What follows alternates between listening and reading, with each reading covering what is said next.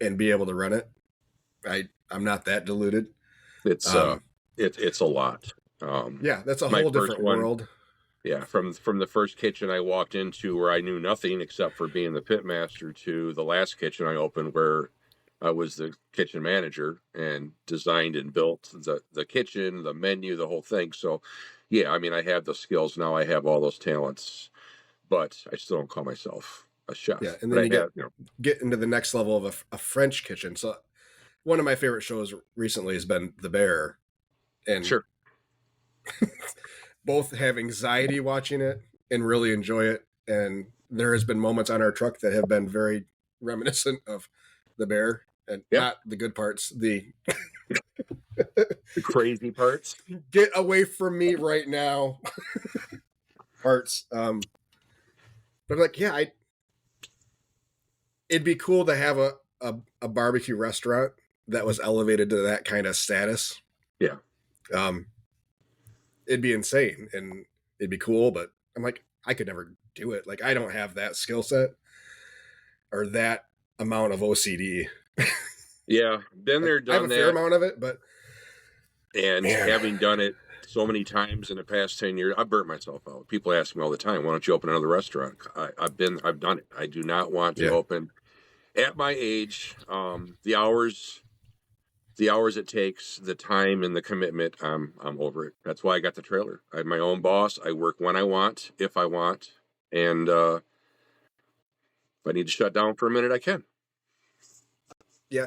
How many? Good So work. Good work-life balance. how many hours are you open typically a week? Do you think on an average week? On an average, I think this past summer we went almost 5 days. Between this, we did the subdivision tour, which I'm sure you've heard of with Skippy. Mm-hmm. Um, so we were on average of probably between the subdivisions and our breweries and the other places we stop at, probably about 5 days a week. Yeah, Um, and every one of those days is a 6 a.m. till 9 p.m. day for me. My yeah, prep days when I'm not going out are still a 12, 14-hour day. Um, I do everything myself, like Skippy. Uh, I have an assistant who is my cashier, and she's been helping me prep a little bit. And thank God she doesn't mind doing dishes. Otherwise, I mean, the first year I did it all. And yeah. after a 12, 14-hour day, and you look in your corner, your kitchen, and you still got 2 hours of dishes ahead of you, it's you know how it is. But You begin to hate, Yeah. you begin to hate life real quick. you start to think of ways that you don't have to wash. I can start cooking stuff in pieces of foil. I don't even need pans anymore. Yep. Just yeah. Just pieces of foil. Yeah. But it's I pick on other trucks, these burger trucks and these fried food trucks. They go up, they get up in the morning, they roll out, and all they got to do is turn their oil on, and they're ready to go, Yeah. or turn on their grill, Chop up some vegetables and chop some stuff out of the fridge, and they're rolling. yeah. I've got before I go out, and we do a lot of lunches, but mostly I'd rather go out and do evening services.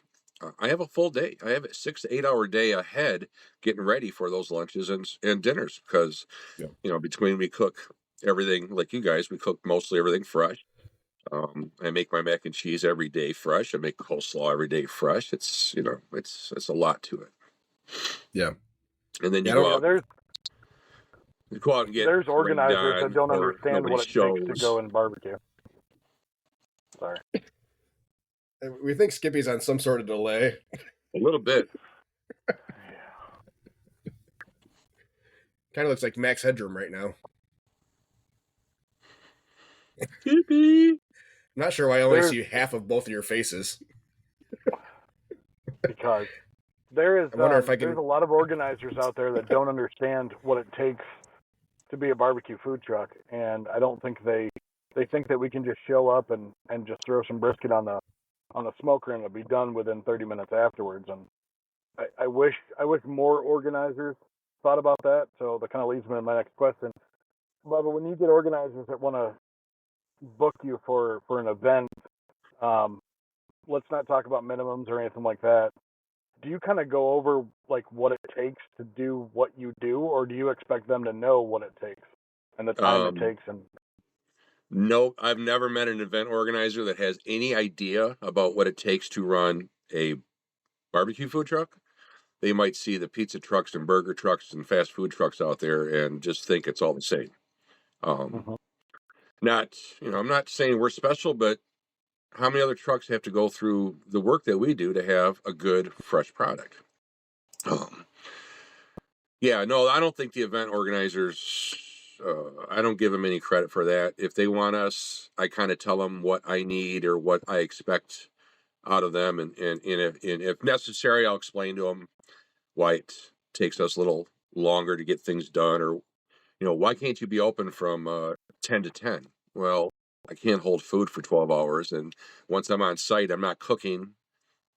So, we're only going to serve from 2 to 8, or we try to make up our own rules as we go, but You kind of have Yeah, to. I I get mean, there's so many. Like I said, there's so many people that just think we just pop open a window and we're ready to go. right. Yep. Not that we And were you up should at be able 3 o'clock to, in and the you should morning. be able to, serve all day, fresh. yeah. Like, Not possible. we had it a few times this year when we run out of brisket, and like, when are you gonna have more? I said, tomorrow. 24 hours from now. Yeah. Well, running out of brisket's a good thing most of the time. Yeah. Yeah. I had another event thing, but I forgot. Shit. Bubba, talk about your Texas trip that you just got back from. What was Me and what was the best you Ryan. had? What's that? What was the best that you had? The best barbecue we had in Dallas this past trip was at Pecan Lodge at 7:00 at night. I didn't expect Really? anything being that late, and it was the best ribs and brisket we had all week. In the evening at a restaurant, at a barbecue restaurant, which just totally blew me away. Wow. Not even sure how they did that, how they managed to keep their food like that running all day, but a lot of I mean, it's all good barbecue, but I think I have a little higher standard. I've spent so much time down in Texas. We've been to Austin a couple times. I've been to the top 20 barbecue joints in Texas several times. So, you get to a certain point and you expect a certain thing, and when it's not that, it's good barbecue. Don't get me wrong. But last spring, Austin was some of the best. We Did did go Goldie's live up to to the hype? Goldie's. Yeah, it was good. The brisket was fantastic. Everything we had there was good. It just it's kind of like the same thing. I stood in Franklin's line a few years back for like 6 hours, and once we were done, it was great. It was good barbecue, but I don't understand the hype. Texas people like their barbecue. I wish we'd get some of that hype in Michigan, just a little bit, just 10% of Yeah. what they like, Oh, and I can get So somebody to what's come stand in line. when I did my road trip, and I was just driving down and happened to go through Texas and wanted to hit Austin and hit Franklin's, and at that time it was Snows. The thing that stood out to me for Franklin's was that 2 days later, as I was driving back and snacking on the brisket, it was just as good as the day I picked it up. Yeah. And to me, I can't hold my brisket in a styrofoam cooler in a Ziploc bag for 2 days and have it be as good as the day I got it. Yeah, I don't know. It's good. It's among the best brisket I've ever had. And everybody says, "What does he do?" I said, "I don't know. I don't know why it's that good. It doesn't make sense." salt, pepper, So, cook I it, hold mean, it 24 hours. when he came out, I mean, he was using every trick in the book. But now everybody in Texas, everybody all over. I mean, I'm cooking the same brisket they are now. I got people, I got friends in New Hampshire cooking Texas style brisket. It's really just the way it's done, and there's no secrets. Everybody, you watch on YouTube all the secrets of the top restaurant joints. Well, they're not really secrets; they're just techniques that some people share and some people haven't. And I think now that everybody's shared them, they're all over YouTube, they're all over the internet. Anybody can make that good of a brisket. The thing that he has going for him is he's been doing it for 10 years, 12 years now. Yeah. He opened his And restaurant at the same time I opened my trailer. He just got And don't get me wrong, my brisket was not even close to his 12 years ago, 15 years ago. Yeah. It was, anyways, he got some press, and he was in Texas, and he got lucky, and he got ahead of the game and became very famous for it. That's just how it works. Yeah. Yeah, I think I attribute a lot to competition. I mean, when you and I started competition barbecue, I started in 2009. There was no YouTube channels of all the shortcuts. And like, it was trial and error, trial and error, trial and error. Maybe pick something up from your neighbor. Yep. But yeah, by the time 2015 rolls around, these guys are hopping in competitions way ahead of the curve, and Right. all of a sudden everybody's on the same level. And I think that's kind of what happened with him too. Like, everybody's cooking the same. Yes. All of it's so close, I think, and it's all good. Yeah, it is. We went to 5 or 6 spots that were, all top 10 spots this past last week. And, the barbecue was cooked fantastic. Their holding processes, the bark, everything. It was amazing how much we had that we could taste really not much smoke flavor and not enough salt. Just not going to say bland, but just not up to par. Where I think they're just cooking as much as they can and kind of putting it out there, and they're hitting with some of their other meats, and you have a good process, but there's just so many guys there doing it so good now. You can't really get, if you get bad barbecue, it's your own fault. Yeah, and it's hard to stand out too. It's hard to stand out. Taco places? Huh? Do you visit any taco places that you can recommend? Yeah, a couple. Nothing blew us away. All the ones I had lined up when we actually got down there and got like in front of the buildings, we were afraid to go in some of them. So we ate some tacos. For people who don't follow Bubba on social media, the man loves him some tacos. If it was up to me, I'd be running I tried to open a taco restaurant. Well, I did open a taco restaurant. That's my second passion. Is that truck number 2? So that's funny. We did Cinco de Mayo this past year. We actually pulled up in my trailer, and we put a sign over the Bubba's, and it was Bubba's taco stand. And we did barbecue we did barbecue also, but we did a taco truck for the day, and it was amazing. We sold out in like 2.5 hours, and we had a blast. Yeah. We did 4 different kinds of tacos, a lot of barbecue stuff, all the Mexican sides. So, yes, I would love to have a taco truck. That would be a lot easier. But there's so many around here now. Let's put them to work. What's that, Max Headroom? I said he's got a couple kids. Let's put them to work. Right. Both of my girls have worked with me, and they've both gone off and got proper jobs because they know this job sucks. So is the one trailer it for you? Do you think? Like you're content with that, and you're good there, and yeah. I can do as much as I want out of that one trailer. There was a 5-minute thought about getting I would like to have a small, like a 14-foot little pull behind that I can throw a hot box in and send out a girl to an event, or a couple girls, and just make sandwiches, kind of like you guys do. Mm-hmm. Sandwiches and sides, but that just means I got to cook more food, and I still have to run my trailer. And again, if I started this or stayed in this 10 years ago, yeah, I might have a fleet by now, but this is my semi-retirement. Like I said, I work as hard as I want to. I work when I want to, which is all year, but we're making a living. My wife is retired, and I'm done. One trailer. I'm not going to I don't see myself doing another restaurant. Good. What about a brick and mortar, like commissary type thing? I had my foot in the door on one of those in 2020, and it fell through. That was my dream. It would have been a commissary. Actually, it wouldn't have had the trailer. It would have had a walk-in orders window. It would have had enough room where I could have rented out some space to other trucks, plenty of parking, and it was my dream, and it fell through. And once I got the trailer, that's it. I'm done. I'll just stick with what I got. Very happy rolling the beast down the highway. Sorry to interrupt, Skippy. I don't know if you saw the Gus Macker schedule released. Yes, I'm already in. Or June 22nd, 23rd for you? Yep. They moved it a month. Moved it a month early. It's their 50th year in Jackson.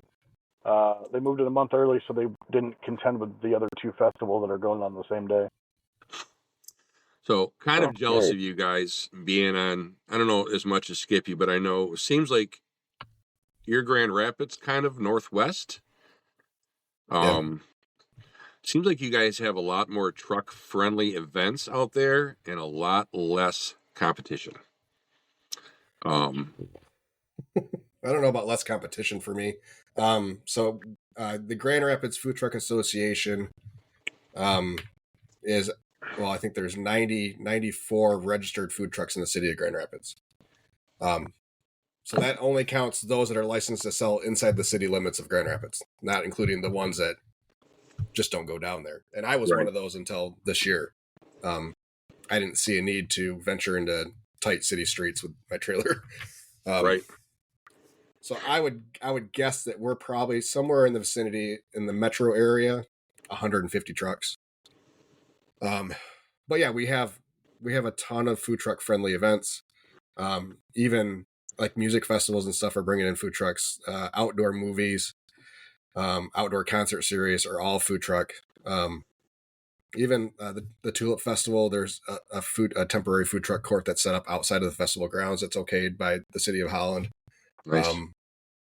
So yeah, I mean, there's ample opportunity. The problem is now that we're getting is that some of the organizers of food truck rallies are trying to make them bigger every year, right, with the number of trucks.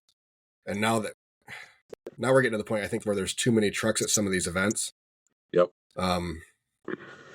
Because just because you increase the number of trucks doesn't mean you're going to increase the number of people coming. No, absolutely not. Especially when there's not a lot else going. Yeah.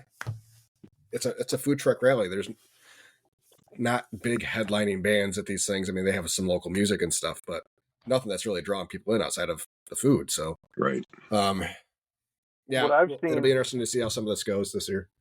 What I've seen is that it seems like the first event is always the best event. So if they do more, there's people that do them once a month, but it's like the first event's always the best event, and it kind of goes, they'll either try to get bigger or attendance will come down because of one reason or another. And it's just, it's hard for that because you're like, oh, well, the first one was great, I sold out. And then you bring a little bit more for the second one, you're like, shit. It all goes downhill from there. Yeah. Yeah, our big one for Grand Rapids is Food Truck Fridays. It's every Friday from May through October or September, I think. And that's typically in the past has been the case where the busier ones are definitely through June, and then they start to slow off a little bit. They got liquor licensed and full event status this year, so they had a beer tent this year, which probably helped a little bit. They had their first 2 ever rainouts this year, which sucks. One of them we were scheduled for. And then this next year they're having live music at all of them. So hopefully that helps. Brings more people out. Yep. And our first one that we did there was phenomenal. Yeah, I think we did 4,000 in 2.5 hours, I think. Wow. Just under 3 hours. I think we did $4,000. And it was insane. So yeah, the next time we bring more food, and you know how it goes. I mean, we're cooking the night before. Yeah, we're cooking the night before. That happened to be when the tornadoes were coming through Grand Rapids. The surrounding neighborhood of the park got hit. So we show up, and the organizer comes over. He said, just so you know, the neighborhood's trying to get this shut down for tonight. The mayor's considering it. I'm like, I said, okay. Is the city compensating us for the $3,000 in food we have ready to sell? Yeah. So, it sucks. And that seemed to be how our August and September went last year with events. It just, we were about half of every expected attendance late in the year. Yeah, for sure. We lost money on multiple events for the first time ever. So I'm finding, not to I don't know, kind of following the topic, but I'm finding over here, going with you guys have more events and I think less competition. We got an invite. St. Clair Shores has a park, one of the local cities down here, and they have like 70 events over the summer, 60 events. They have bands, they have all these different things. And they put out a mass email. Last year we applied for 12 events and got one, their barbecue event, which was I remember that. yeah. So they ended up canceling that event because none of the barbecue trucks would come. But they put out again. There's a 40-some events. You fill out the application, and I'm like, well, I don't know. Should we try this year or not? I look at who it got sent to, almost 300 emails. What's the point? And easily there's like 15, 20 trucks around my area now, barbecue trucks within striking distance, and they're all. A lot of these guys will go anywhere because they need the work. They'll travel 3 hours to do an event. They're coming from Skippy's part of town. They're coming from up north. They're coming from the west side. It's crazy, and we have to. We don't have to.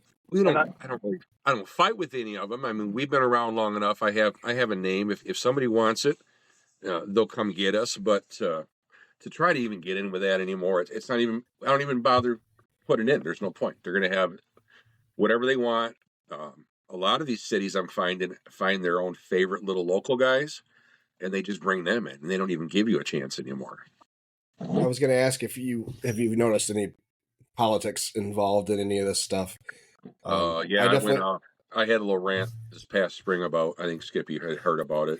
Me and a couple other trucks. There's a lot of politics, and there's a barbecue truck down here that is involved with one of the guys who picks the trucks, and he got picked for every single event. Imagine that. Well, that's fine and dandy, whatever. I don't care. We have our own events, but I feel sorry for the people down there that go to all those events and get the same stinking barbecue truck every time.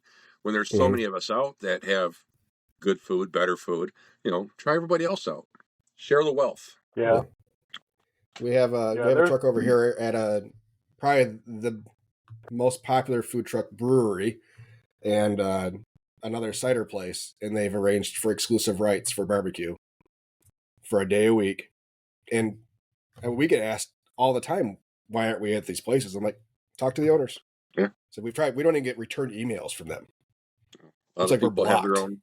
They have their own trucks. Yeah. They have their own. Yeah. Call it politics or just inner office relationships, whatever. But I mean, we get. There's a lot.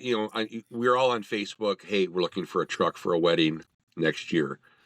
I don't know how these people pick anymore. There's 100 replies, and there's 1,000 different kinds of food, and they're from all over the state. And I can see the ones that I look at them and go, desperate. Well,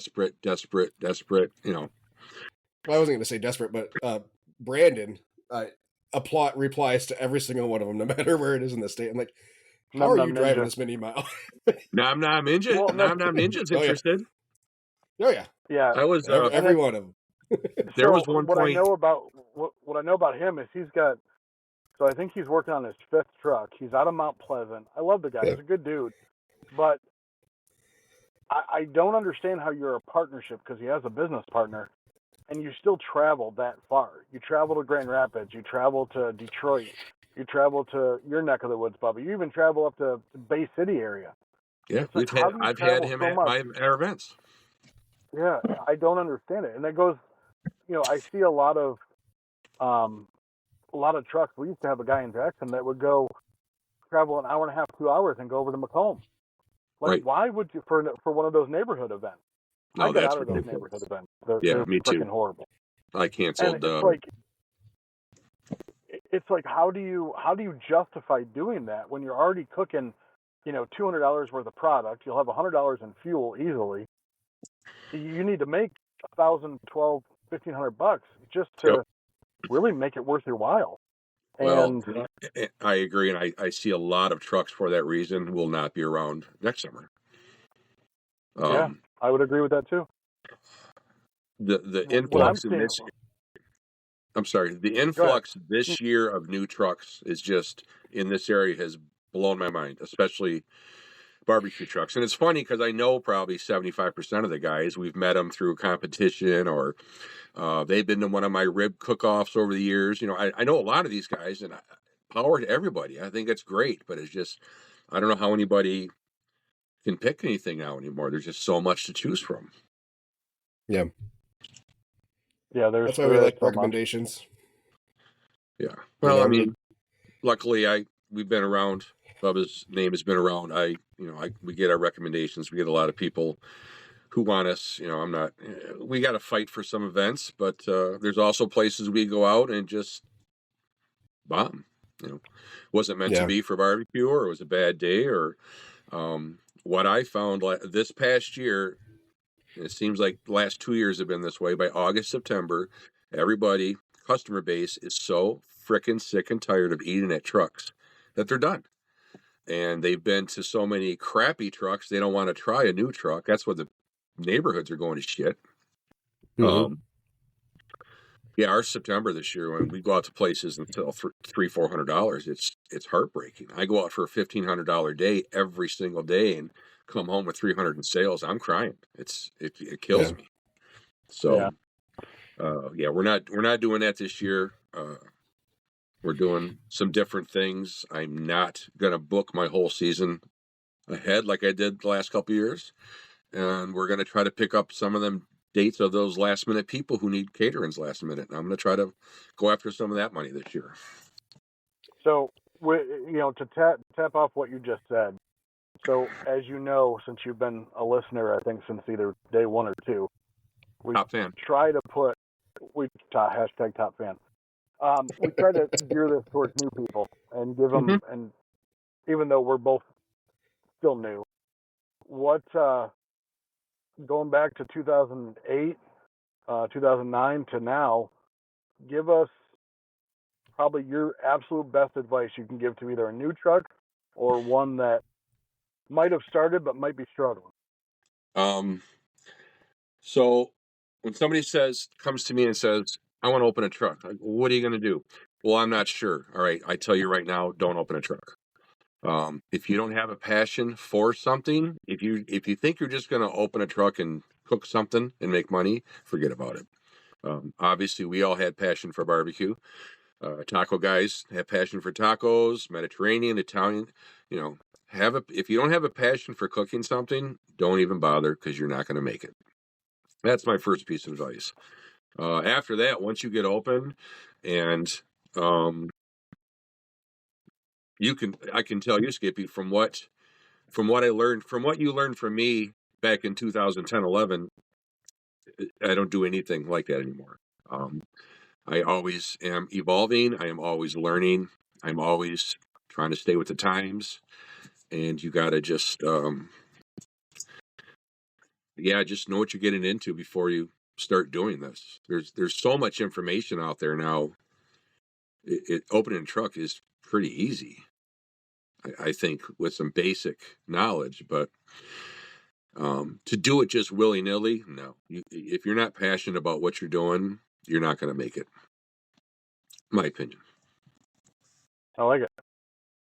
Good, yeah, absolutely. I don't think not everybody's built for 100-hour weeks. I mean, I was stressed at my office job. I hated it. I hated it. It was every day was a struggle going into work. I'm working way harder now than I ever was there. You know? Yeah. But I haven't hit my snooze button once since I've left there either, though. That's my alarm's going off at 3:30 now. I haven't used an alarm in like the last 3 years. I am up, eager, ready to go at I don't know. I have a barbecue clock built in. I've been doing it so many years, but I'm up at 5 a.m. ready to go. Even my days off. Yeah. You know?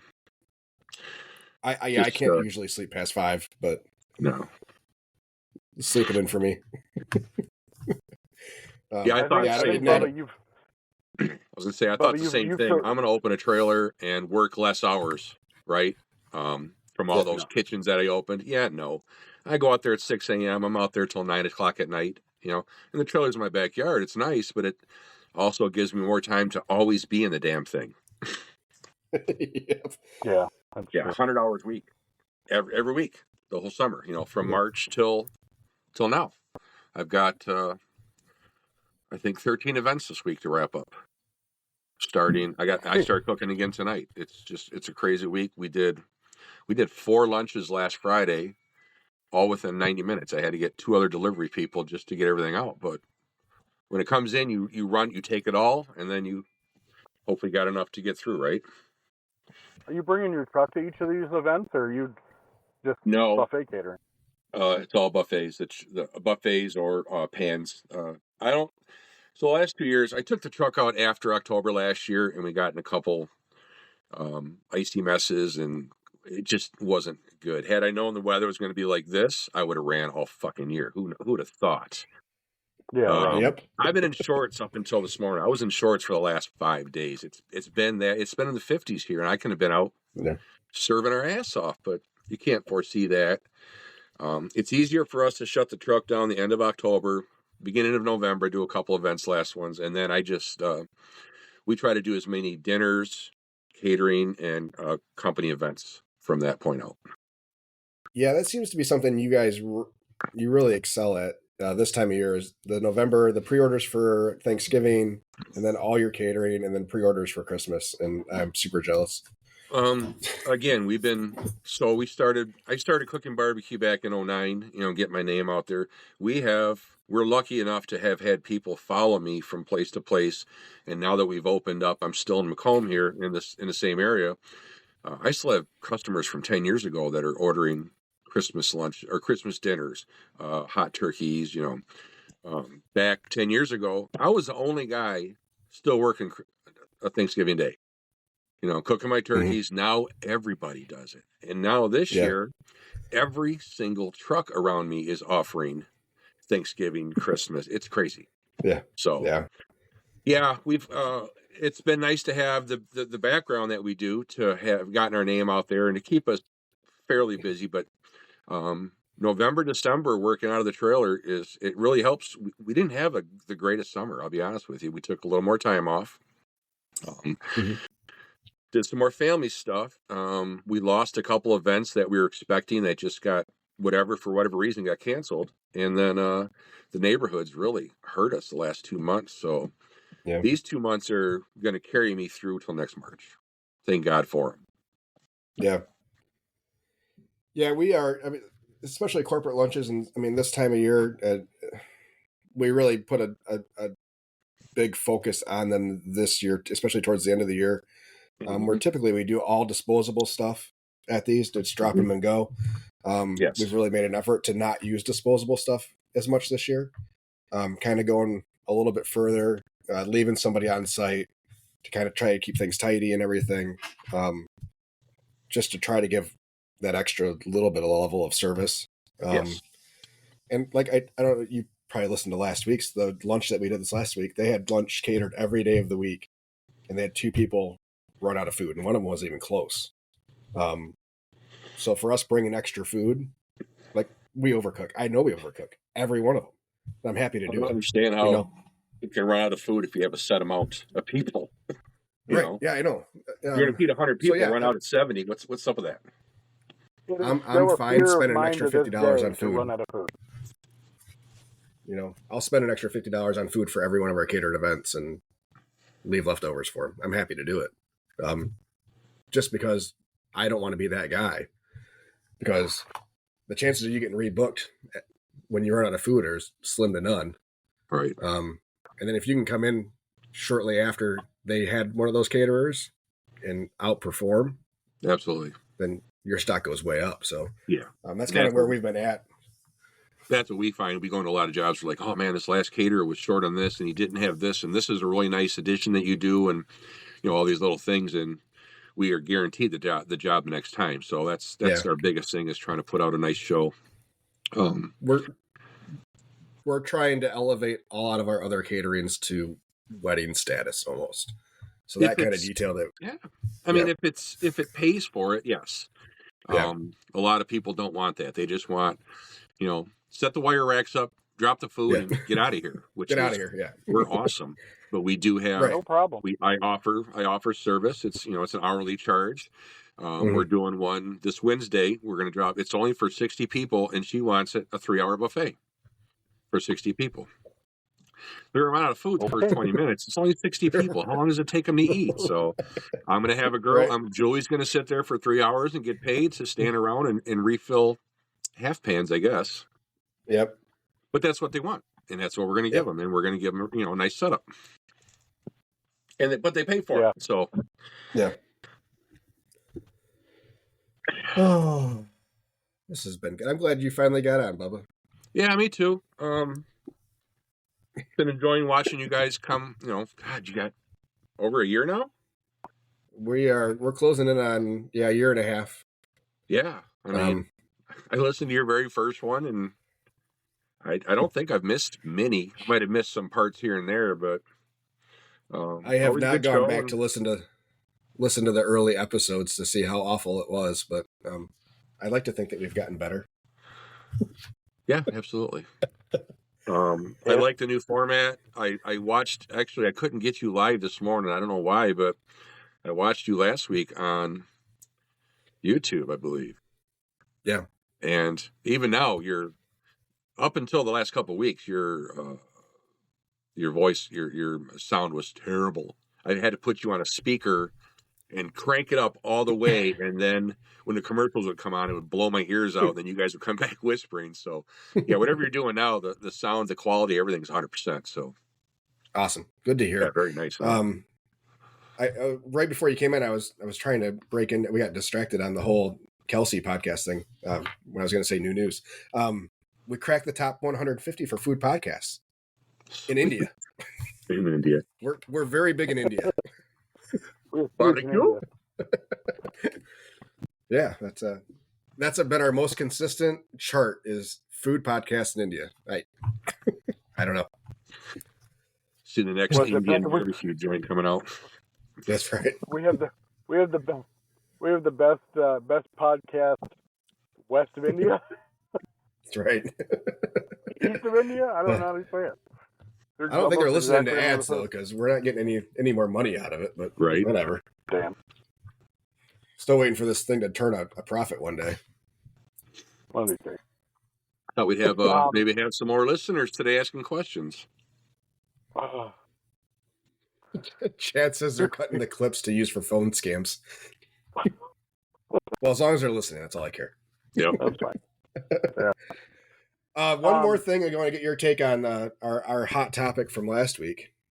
And you said you're not using Facebook as much as you used to, but what is your take on the whole batch tagging fiasco? So I caught most of that. I think I was kind of in line with Skippy. I think you're only allowed to use it once a week, the everyone tag or at everyone. If you're following somebody and they tag you, I don't see the problem with that. You're following them. I have not tagged anybody that hasn't followed me, and I have not had any. We're not actually using it as much as we probably should. Yeah, I don't see a problem with it. I don't know what everybody's up in arms about. So what we kind of hold on. I did just find when you go into your notifications and you get one of those tags, I found that you can actually turn it off, not turn the whole thing off, but turn off from certain businesses that you follow.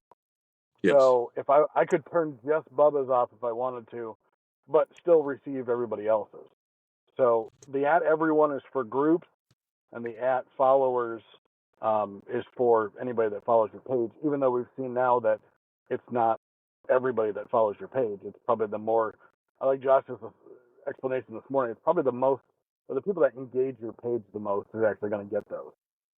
Yeah, no, I think it's the opposite, Skippy. I think it's the people that engage the least get it. Correct. Sorry. Yeah. Yeah.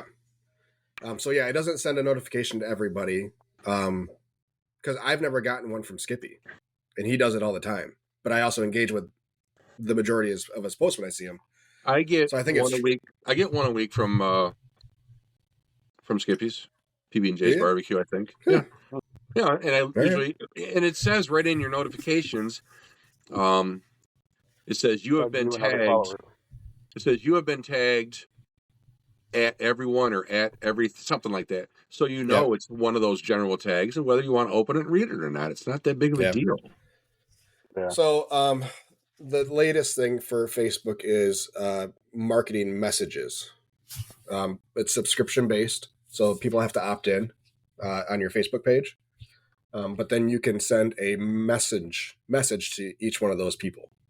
And the way it's not available to everybody yet, it's a slow roll. We have it. We opted in, and I think we have like 72 people that have subscribed so far. That's And great. the way that we're selling it is we'll do our daily locations in every morning along with our specials, and if we have something pop up, so it's going to be one message a day. They'll all get notified. I think that is going to be really, really nice for that purpose. As long as other people don't start abusing it. No. So outside of the one that went to the initial group, which was only like 35 people, because that one, when it did the initial invite, it targeted those that engaged the most as being the most likely to want to do it. But then I ran it with an ad, so then it kind of went out to everybody. But I have not sent a message yet.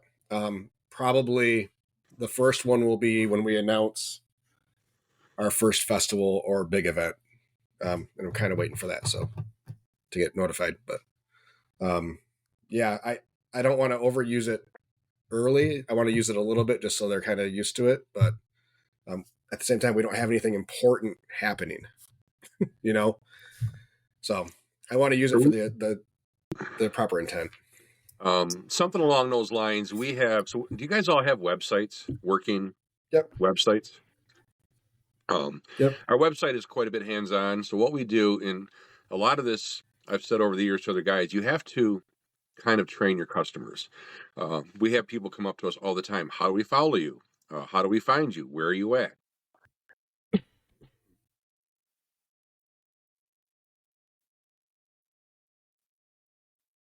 We lost you a second again. You're back. Okay. So, people are looking for us where you at. Instead of, hey, go look on Facebook, you'll find us. So we give everybody a business card that asks, and we say, go to our website. And on our website, we have an event calendar. Every single event that we're at through the year is already on that calendar. We already have next year's calendar semi-filled out, so you can look to see. But I would rather use that and get people trained to just go, maybe they save the Bubba's page on their phone instead and just go to that and see events, and then they can find us. Instead of saying, go on Facebook and you'll see where we're at. And that's where everybody's at. But you go on Facebook and it's hard to find. And I might go a week with not even seeing you guys post anything, and then all of a sudden I'm seeing 3 posts a day. The algorithm is so weird. Yeah, we've been utilizing the event calendar on our website since day one, but we typically only do it for the month that we're in. We don't do it for the whole year. Or it could just be a setting that we haven't looked at yet. Like when we got our schedule last year, Skippy, early in the year, we did our whole neighborhood schedule. We put that whole schedule on our event page, so you could look in April and see where we were going to be in frickin' September, neighborhood wise. So again, we try to have our customers just go to our page. It kicks up our views on our page, and like I said, now we have. Working on an online store on there so people can buy swag and stuff. So I like to push people towards the website as far as trying to get information for us. I do too. We typically did our same weekly schedule on our website, but it wasn't it wasn't connected to a Google Calendar or anything like that. I've been so old school since the beginning that working off a paper calendar up until this year, where it's kind of a combination of both. I like having the book. It's a comfort thing for me. Absolutely. To be able to talk to somebody on the phone and I'm looking through the calendar or whatever. But my dogs ate 2 of them last year. Shut up. Yeah, my dogs got a hold of 2 of them last year, which caused a problem. So, so yeah, this year I'm doing it digitally, and we're going to have it linked for the whole year. Yeah. Yeah, we did the same thing last year. We went over to switch to a digital, so now our employees know ahead of time what's going on. They can look at the calendar. It's just we try to make it as easy for everybody. It's a lot of work. I don't like It's just them knowing too far ahead. Then they ask right. more questions and take days off at events they don't want to work. Luckily, I only have one, and she wants to work all the time, so good. As many hours as possible. All right. Skippy, you got to get to work, don't you? Yep. All right. Well, that'll wrap us up then for today. Thank you everybody for listening. We will have a change in our schedule for next week because next Monday is Christmas Day. Merry Christmas. Merry Christmas. Yeah, as soon as we figure out what day we'll be recording, I'm going to assume probably Tuesday. Does that sound good to you, Skippy? Yeah. Merry Bubba Miss. Merry Bubba Miss. Yes, thank you for Bubba for joining us today. Great conversation. Anytime. Everybody else, thanks for listening. Make sure you find us on all your podcast places, please. And RSS Bubba, where feed. can they find you on social? Thank you. What's that? Where social can they media? find you on social? Bubba's Barbecue and Catering LLC on everything except for TikTok. I'm too old for that shit. And what's the website? www.bubbasbarbecue.org. Perfect. Thank you guys. You guys all have a great week, and we'll talk to you soon. Thanks, guys. Appreciate it. Bye. Thanks.